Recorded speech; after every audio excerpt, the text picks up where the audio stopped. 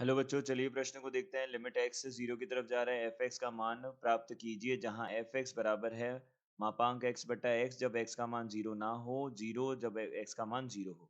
तो हमें क्या करना है, इससे सीमा का मान ज्ञात करना है। एक्स बराबर जीरो पे सीमा का मान ज्ञात करना है। तो देखिए यहाँ पे मुख्य अवधारणा क्या होगी।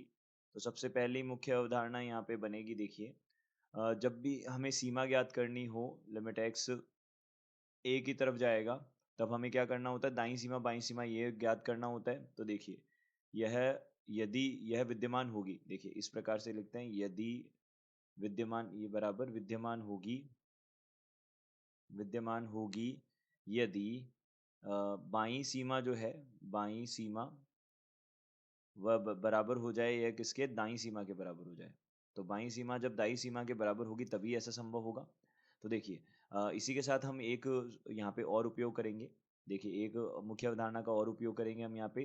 तो मापांक x जो होता है उसकी परिभाषा क्या होती है, जब x का मान जीरो से बड़ा या जीरो के बराबर हो या जीरो से छोटा हो तब हम क्या बोलते हैं। देखिए जब जीरो से बड़ा या बराबर होगा तब तो यहाँ पे सीधी सीधी x ही आ जाएगा, और जब जीरो से छोटा होगा तब माइनस एक्स आएगा, यह बनेगा।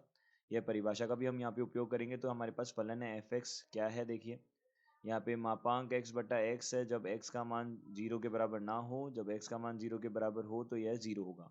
तो यहाँ से हमने क्या किया, परिभाषित किया इसे फलन को।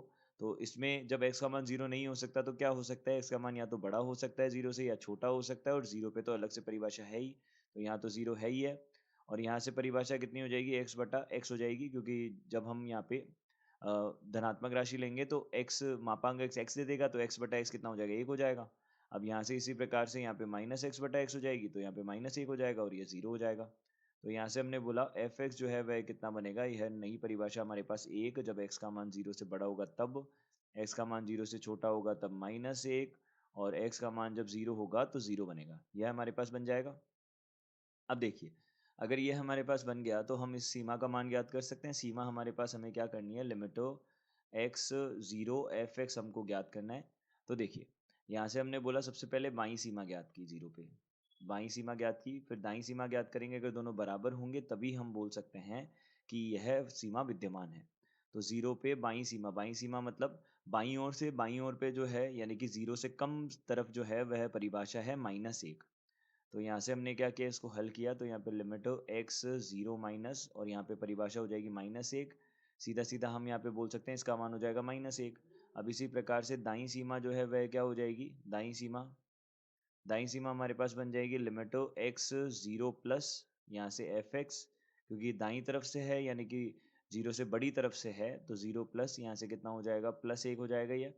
तो ये किसके बराबर आ जाएगा, एक के बराबर आ जाएगा। तो दाईं सीमा और ये बाईं सीमा हमारे पास बराबर नहीं है। देखिए हम बोल सकते हैं दाईं सीमा जो है वह बराबर नहीं है बाईं सीमा के। तो इस प्रकार से हम बोल सकते हैं कि जो हमारे पास में सीमा है लिमिट एक्स जीरो की तरफ, एफ एक्स जो है वह विद्यमान नहीं होगी। तो हम यहाँ से बोल सकते हैं विद्यमान नहीं होगी, यह हम बोल सकते हैं यहाँ से। तो देखिए यहाँ से हम बोल सकते हैं कि इस प्रश्न का उत्तर यह हो जाएगा। तो दिए गए प्रश्न का उत्तर है सीमा विद्यमान नहीं होगी। आशा करते हैं आपको समझ आया होगा। धन्यवाद।